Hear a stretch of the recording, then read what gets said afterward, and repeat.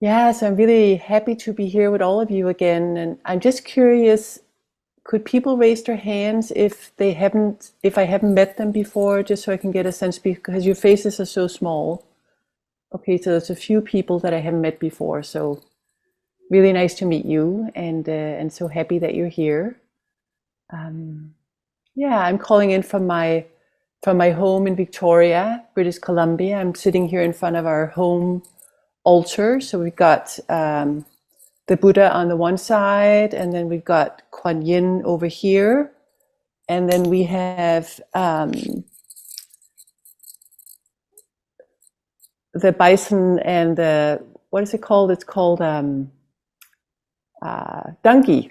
The bison and the donkey. Those are the pets that are hanging out with the Buddha and Kuan Yin. So just wanted to introduce you to everybody here on my end. Yes.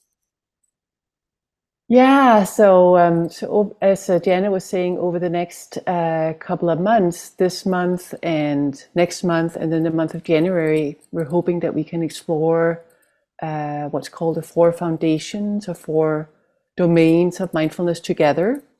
And for some of you, this may be very familiar territory, and for other of you, this may be maybe really new. But I wanted to invite you all, as you listen to these teachings, and maybe especially if it's new material, to trust that you don't have to get every single detail of what is being shared. You know, that you can practice sort of resting back into your bodies, and you will hear this many, many times, so you don't have to really think too much about what's being shared, but you can trust that if you can listen from within your body, that naturally you can sort out, you know, what's important today, and then trust that you'll hear some of these teachings again other times. Because sometimes we do a lot of straining. It's almost like we come up and out from our bodies, and we find after listening to a talk that we're a little bit tight, and so there's a way that we can practice while we listen. And so just to invite you to do that. You won't be questioned on any of this material after. There will be no test that you have to complete. So please listen in a way that supports you this Saturday morning. So where to start? There's a very famous teaching by the Buddha where he outlines these four domains of mindfulness. The mindfulness of the body is the first one. Mindfulness of feeling tone is the second. Mindfulness of mind or mind state is the third.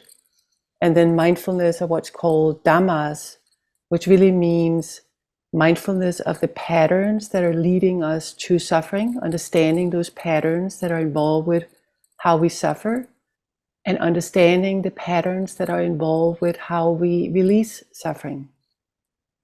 So this particular teaching called the Satipatthana Sutta, the Buddha speaks about the importance of these four areas where we can practice mindfulness. And in the teaching, he says that any practitioner who diligently practices with the four foundations for 7 years, diligently practicing, will for sure find freedom, will for sure be released from suffering and find, you know, what's called liberation, what's called awakening. And what's really interesting about this particular teaching is that it's almost like then he changes his mind. So he said, you know, 7 years, practice diligently, and you'll free your mind. But then the next thing he says is, wait a minute, if you can practice diligently for 1 year, you know, then you'll reach the full awakening if you practice with these four domains. And then he keeps sort of going back and saying, at the end, he's saying 7 days, if you can practice for 7 days diligently with these four domains, for sure you will free your mind. And then he ends the teaching by saying, and these four domains is the only path that will actually lead you to awakening. No other way of practicing will free your mind. You need to practice with these four foundations. So that's a pretty significant teaching, this particular teaching about the four domains of mindfulness. And it's actually the base of what, both in the West and in Asia, these particular teachings is the base of what we call insight meditation practice. The way the Buddha described it 2,500 years ago is pretty much the way that we practice today. And even down to the point that a lot of meditation retreats are 7 days. And I think that comes from the sutta, that if you can practice diligently for 7 days, that is, according to the Buddha, it's sufficient for you to free your mind. So I hope we can take it as an inspiration and not like, okay, now if I don't find full liberation in 7 days, there's something wrong with me. I'm going to invite us all to more think about it as an inspiration and a teaching for for what might be really supportive for us, a way to practice. So today, what I'm hoping that we can focus on is the first foundation of mindfulness, mindfulness of the body. And when we look at this particular text, the sutta, this teaching that I just referred to, the mindfulness of the body actually is a big portion of that whole sutta. So it's very clear in this particular teaching, but also in many, many other teachings that the Buddha gave, that mindfulness of the body is considered really, really important for him. And all of you may already have sort of your own intuition why that would be important, but that's what I'm hoping to explore together today. Why is it that mindfulness of the body can be so important for moving towards greater freedom and moving towards greater well-being? I just want to, could you raise your hands if this is brand new for you, sitting practice and insight meditation practice and mindfulness practice? Is there anyone in the room where this is really new? It doesn't look like it. Is there anyone that has not heard of the four domains of mindfulness that I just mentioned? Okay, so everybody may have had some introduction, which is great. Okay. But again, if there's questions, we'll have questions towards the end. So again, if there's parts of this that doesn't make sense yet, then there'll be an opportunity to ask a question.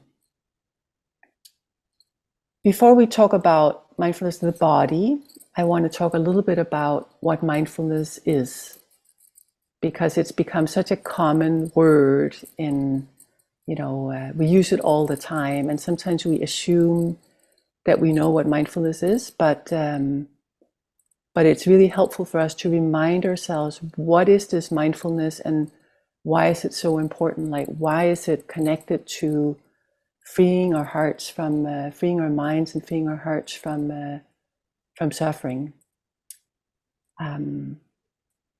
So mindfulness can be defined as a particular way that we pay attention to our experience.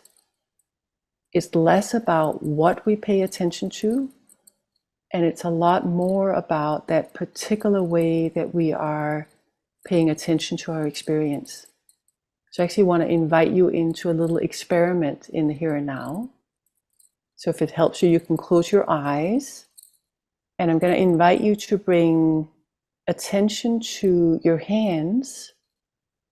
And you might try to either hold your two hands together or rest your hands in your lap, but so that the palm of your hand has some kind of surface that it's touching. And just take a moment to settle in here. I know you've already been sitting today, so perhaps you can tap back into sitting mode and opening to the sensations of your hands as they're resting in your lap or touching each other. And then seeing if you can stay mindful and stay present to the flow of sensations within your hands. So if you notice these hands and the sensations in the hands are not static. If you bring your mindfulness there, you can notice that the sensations are actually shifting and changing, and often really fast.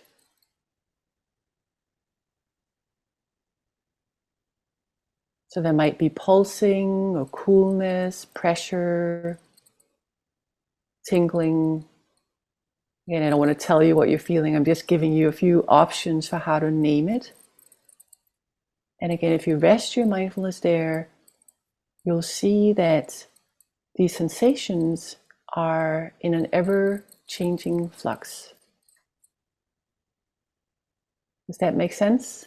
I just want to see, you could sort of put a thumbs up or give me a head nod, just so I can see that people are connecting with that sense. So often, when we're not mindful, we may say, yeah, I know I have hands, they feel like this. So there's a quick sort of like, there's hands and we feel quickly into them.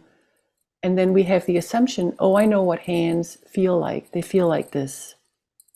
And that way we have a more conceptual knowing of our experience based on the idea of hand.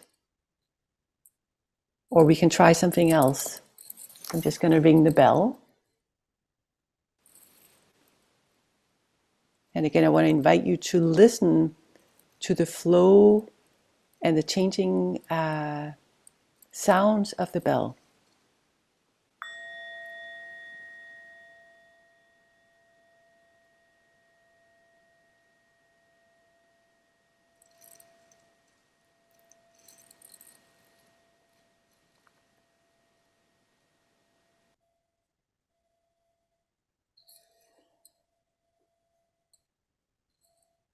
So it's the same idea that often, if you notice, right, we hear the beginning of a bell, then the mind is recognizing there's a sound of a bell, and then we tune out because now we know what the bell sounds like. That sort of conventional way that we know experience. With mindfulness, we really come close and we come in and we have a direct, intimate knowing of our experience that's not so much a conceptual knowing. I know what a bell sounds like, I know what a hand feels like, but we come in with this deep, intimate curiosity. What does experience actually feel like if I rest with it and I see that it's a process? Experience is a process, it's a flow of changing experiences. And that's that capacity of mindfulness to come into this intimate connection with experience as it's actually being known from moment to moment to moment. And so another really beautiful part about mindfulness is that it doesn't have an opinion about what we're paying attention to. So if we notice, often when we pay attention to something, there's either a liking or a disliking of what we're paying attention to. There's an automatic, I don't like that sense of the bell, or don't like how my body's feeling right now, or, I really like the sound that I'm hearing. Very often, in the way we pay attention, there's an attitude of liking or disliking connected to how we pay attention. And that influences how we perceive experience and what we pay attention to, because we shop around, right? We try to look for things that are pleasant to us, and we try to avoid the things that are unpleasant. Does that make sense? So with mindfulness, what's really beautiful about mindfulness is that mindfulness doesn't have an opinion about what we're noticing. Mindfulness is simply curious about everything. All experiences are equally interesting to mindfulness itself. And that way, we can actually get really close to experience and rest with experience, both when it's pleasant and when it's unpleasant and when it's neutral, without doing that usual sorting out or shopping around with what we're paying attention to. And it turns out that this type of knowing, this mindful knowing, that's more of a knowing of things in a non-conceptual way without having an opinion about what we are paying attention to, is very important for us to see the true nature of how things are, which is then important for how we can find a well-being, a happiness that's more lasting, that's not just connected to, I want to hold on to this pleasant experience, but is a more internal sense of deep peace and well-being that's available to us through seeing reality with more clarity.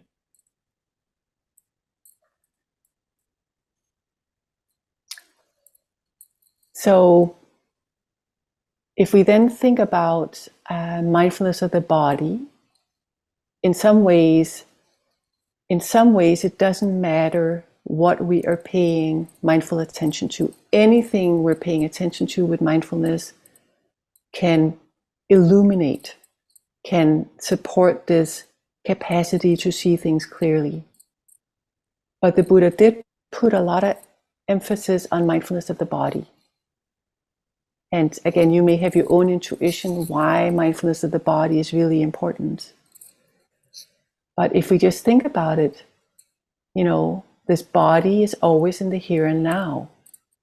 Whenever you pay attention to body sensations, there's something to be noticed. So again, if you could just take a moment right now, you've been listening and hearing, drop back into your body, feel yourself sitting. Right away, you can notice that there's these sensations in the body, and they're always available. Whenever we bring mindfulness to the body, there is something that we can know with mindfulness. And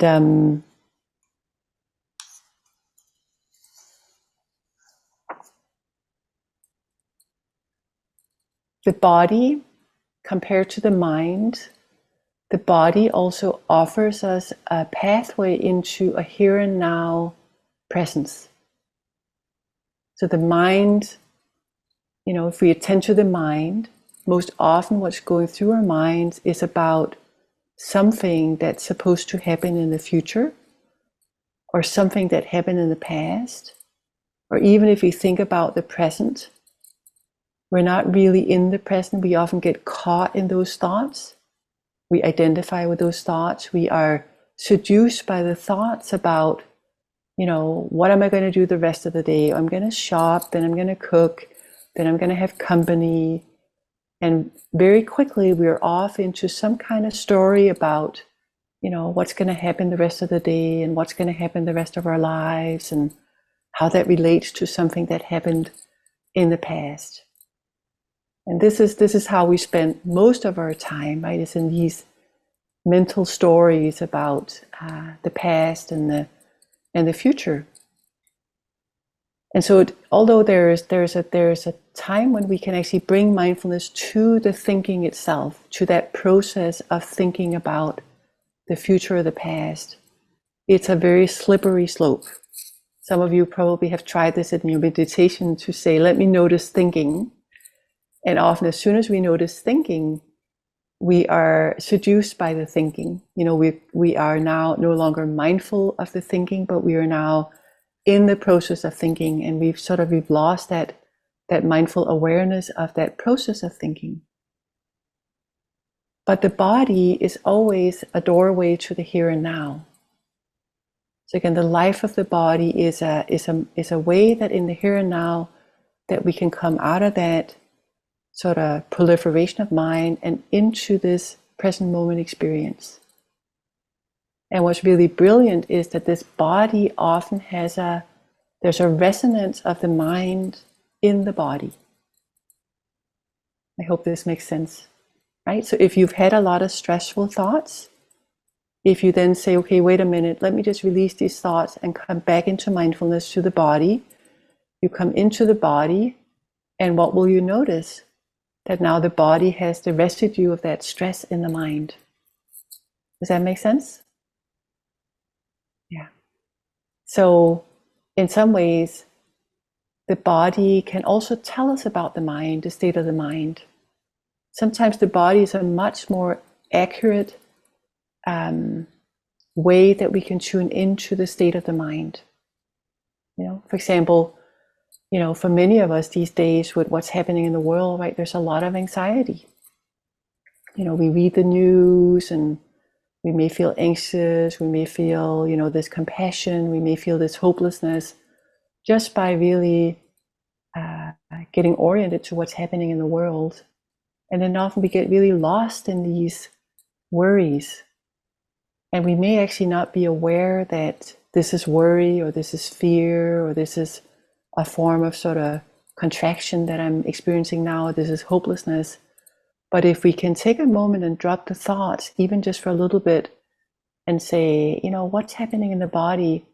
We may notice that, okay, this is fear, because I feel a contraction in my chest, I feel a tightness in my throat, I feel a tensing up of my body. Yeah, that's what fear feels like in the body. And that way, in some ways, the body often gives a more true view on what's happening in the mind. We can't sort of explain that away. The body is very honest. It really tells us the state of mind if we can sort of drop into the body. So it's a way that we can, in the here and now, at each and every moment, when we notice that we're really in a reactive state, meaning that we're caught in some kind of loop that's really painful for us, at any time we can say, okay, let me just release that loop and let me find my way back into the body in the here and now. And as soon as we do that, we step out of that loop of suffering. Because as the mind is very reactive with fears and worries, the body gets in a reactive state, and that reactive state in the body, all that tension in the body, then gives more rise to the mind being in this state of worry. So it's a way that we can step out of that loop, that reactive loop, and orient and come back into a here and now moment. Okay, this is what's happening. This is what the body feels like. Let me just breathe with what's happening in the here and now.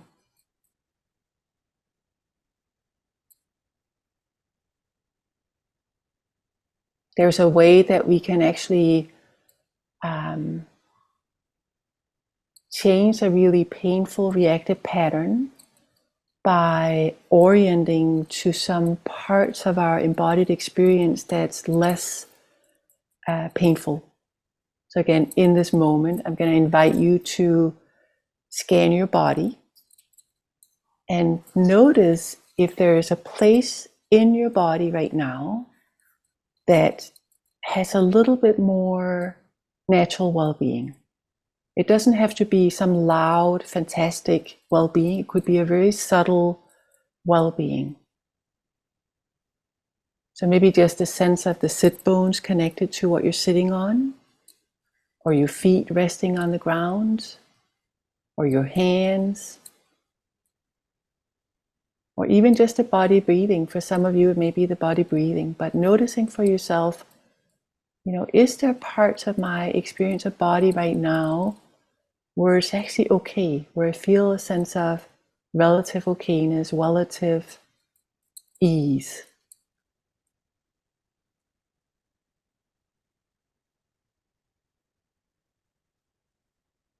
And you don't have to get rid of anything that doesn't feel okay.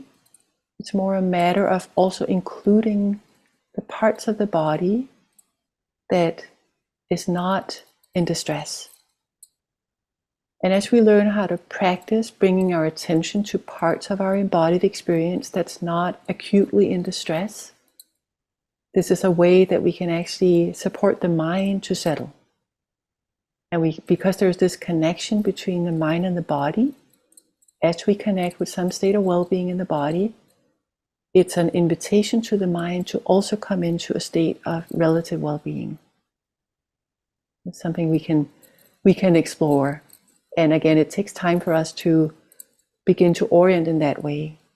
Because when there's a loud sensation in the body, it's very natural that our attention is going to get really pulled there into what's happening here, what's wrong with this, how do I fix this? So it's a real skill for us to be able to, with mindfulness, make that shift to, okay, there's all of this distress over here, some kind of pain, but is there also any part of this experience in this moment that's actually okay? And can I also pay attention to that and see if that will support the mind to settle? This was one of the Buddha's really deep teachings, and something that we don't focus on so much in the West. This capacity to use our mindfulness to settle our minds, to use our mindfulness of the body to help settle the mind. It's part of what is called samadhi practice or concentration practice. Can I just see a raise of hands for those that have heard about samadhi or concentration practice?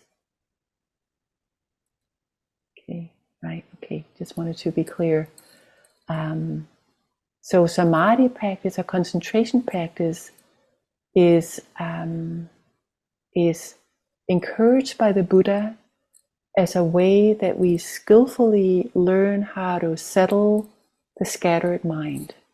Before we can see anything with clarity, with mindfulness, we need to sort of settle the scattered mind.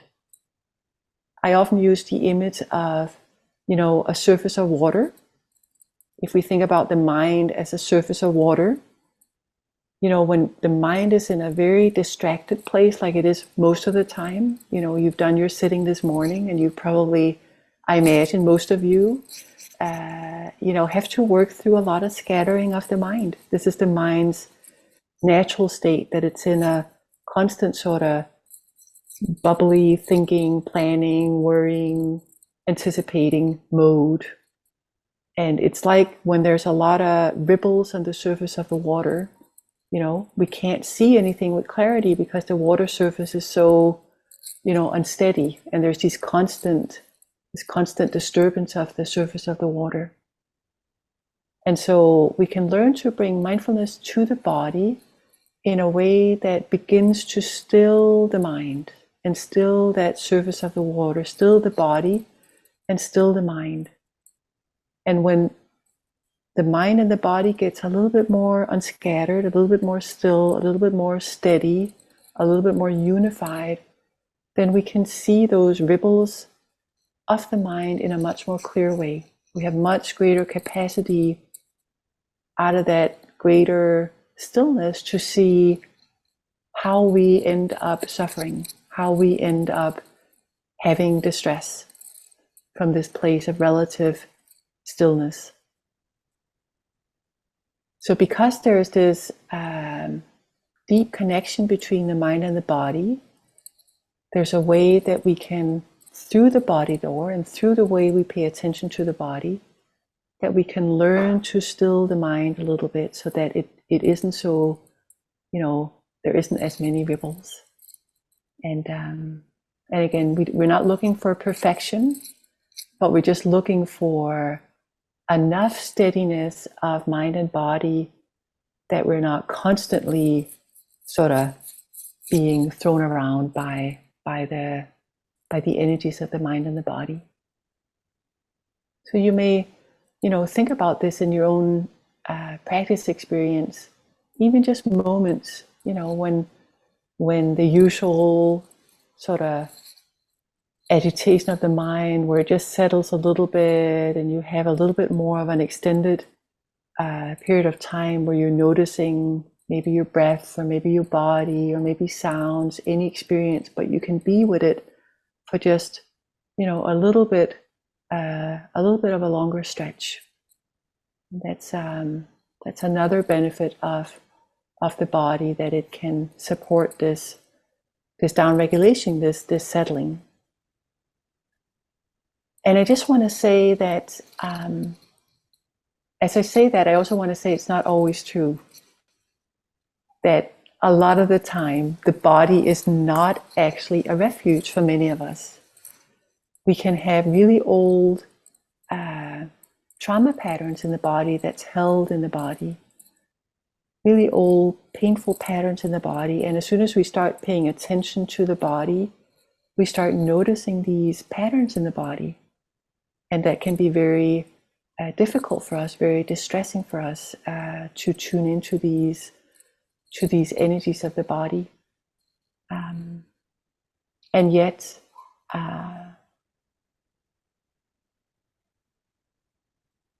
there's something really beautiful about us actually staying with them and noticing them and learning how to work with them.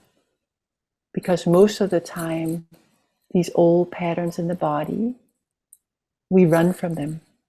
We try to escape from them. We don't want to be with them because they feel painful, and there might be some embodied memory that comes up as we tune into some pattern in the body, and then we run and we try to get away from them. So there is something really amazing by when the mindfulness starts to build the strength and the courage to be able to sit through some of these patterns and bring our mindfulness to them.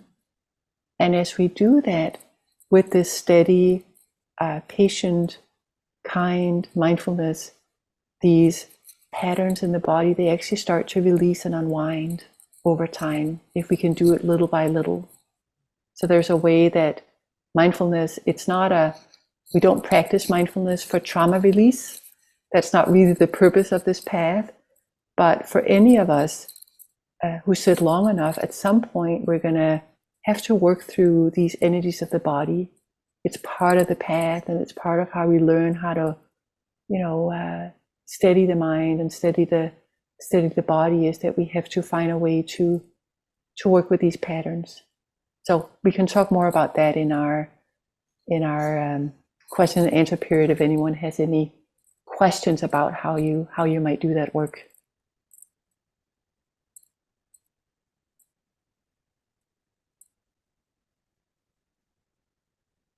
Let's take a moment and just release all those words, and an invitation for you to reconnect with your body in this moment.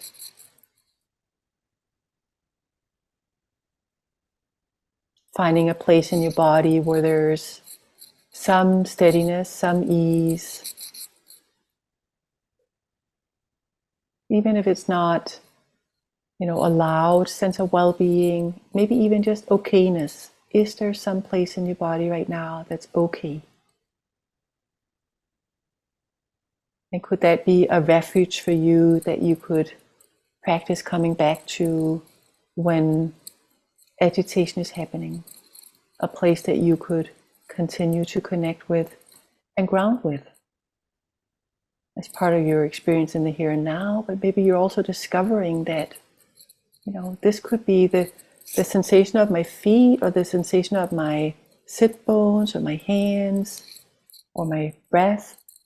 That does feel like a place that steadies me, that settles me, that brings me into a little bit more stability in the here and now.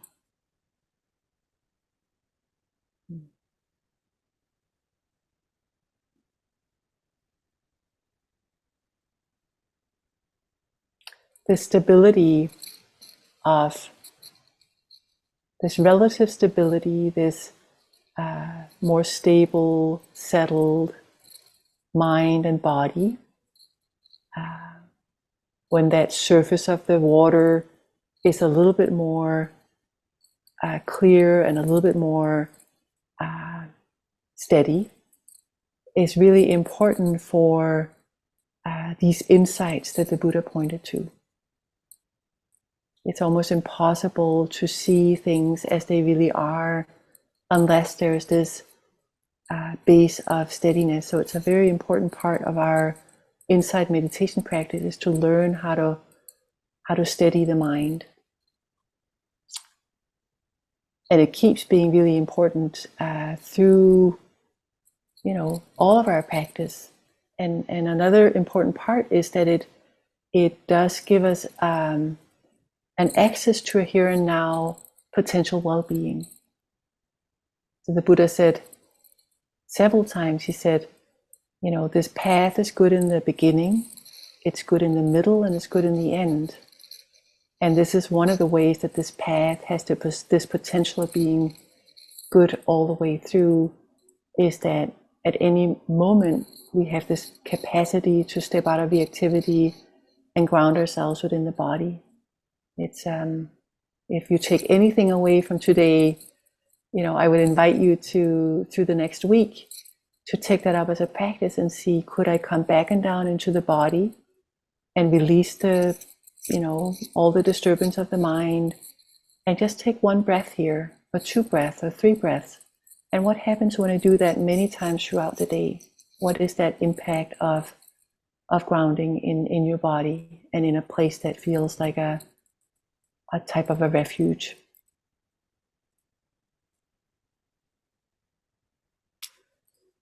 So the body can be a place where we can ground in some stability,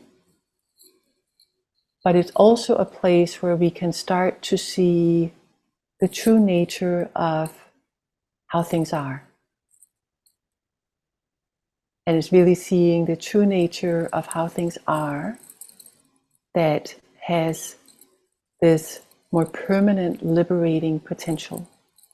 It's when we are not in this harmony with the way things are, when we learn to live in harmony with the way things are, that's what really will free our hearts and will really give us this sense of a deeper well-being, a deeper freedom that the Buddha pointed to. So what does this mean? It means that, for example, as we touch into the actual sensations of the hands, as they're moving and shifting from moment to moment to moment, and we don't have an opinion about these hands should be feeling a certain way, I want them to feel warm, I want them to feel cool, but we're actually just curious about what is that experience of the hands, or any part of our experience, that we begin to see that everything is shifting and changing. So this is the truth of impermanence, that there is nothing stable in this experience. Everything is in a constant flux and constant change. These body sensations are in a constant flux and constant change. And first we may have, so we may ask, what's an insight? We often hear the word, what's an insight? And that may not be totally clear to us, but what is an insight? An insight might first be, okay, my body is shifting and changing. When I notice my body, I could see that it's aging, right? I can see that it's shifting and changing on a bigger level. Like when I look in the mirror, I can see that this body is in a process of change. That's very obvious to me. I can see other bodies are also in a process of change. They don't stay the same. And we see that in our own experience. And first it may be this sense, okay, this is happening to my body. This is a very personal experience. My body is shifting and changing. But as we stay steady enough, we begin to understand the more universal characteristics of change. This body is changing, and that truth of change is actually true of all experiences, whether it's my body or your body, or whether it's the body, or whether it's sounds. But a true characteristic of experience is that it has this nature of change. And we begin to see that, for example, through the body door, by being with the body and seeing that, the body is changing from moment to moment to moment. So if you've ever, I'm not going to say if you have ever, when you work with pain, because this body, one of the things we see is that the body has pain. That sort of part of being embodied is that this body has pain. And often we mask it with the way we move around all the time, that we don't get to see that part of having a body is that it has pain. So when we sit down, we get to see, okay, this body has, aches and pains. So when we bring this mindfulness, this intimate knowing to pain, we get to see that even pain is not solid. So some of you may have had this experience, right? We feel there's a pain in the knee, right? And again, there's that tendency of like, okay, this is pain in the knee. I know what that feels like. I don't need to keep seeing it because it feels like this. But if we rest our mindfulness with that pain pattern, we can see that it actually consists of many little tiny sensations, and none of those are solid or stable. They are also in a constant process of change. And then we get to see, as we work with the body, that as we resist this truth of change, we will suffer. It will cause us distress. So if we resist the truth of aging, we will suffer. So I'm in my mid-50s now, and these days I'm being bombarded with these images of females. There's two images. There's one that has like a sagging jawline, and the other one has been tightened up. And there's a big cross over the one with the sagging jawline, and there's a big green check mark with the one that has had her jaw tightened up. And it's very clear, don't age, that's the message, and we probably all have this, and if you're going to age, certainly don't look like you're aging, because that's a bad thing. So that's a way that on a communal level that we have this big like, yeah, I know that the body's aging, but let's try to not make it very obvious. Let's try to stop that process and stay young, or stay fit, stay healthy, don't die, don't age and don't die is basically the message. So that's one of the ways that we resist the true nature of things, that these bodies, they have a natural expiry date. As soon as we're born, these bodies actually are moving towards their expiry date. That's very natural. It's not strange that this is happening. It's a very natural phenomena, and yet we often resist that, and we cling to youth or to health, and if you check for yourself, maybe not even on a personal level, you may have found a greater harmony with this, but on a societal level, we can see how much, as a society, we suffer because of this way that we are resisting the true nature of these bodies, the true nature of impermanence within these bodies. Then there's the way that we do it on a moment-to-moment basis in our meditation, right? We have a good sit, and what do? I want to hold on to that sit. How did I make that sit happen? I did this and this and this. I ate this. I slept this many hours, and now I can reproduce that good sit. So that's a way that we cling to something that we perceive as pleasant, and we try to avoid, what's unpleasant. And yet the true nature of phenomena of life is that, we can't hold on to any of this. We can't hold on to a good sit, because things are constantly shifting and changing. And when we try to solidify a part of our experience and make it everlasting, there will be suffering that comes out of that tendency to try to hold on.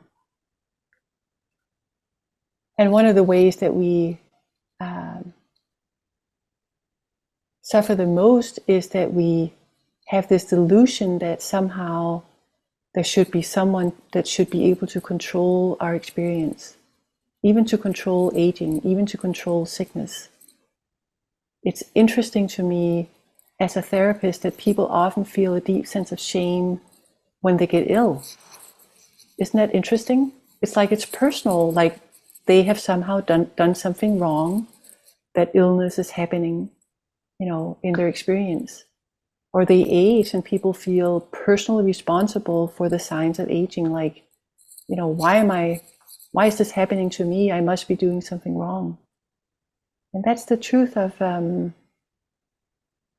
that's the delusion of having a controlling or a solid sense of self that can control our experience. And if only I can find this way to control my experience, then I'll be able to fix myself, I'll be able to fix my life.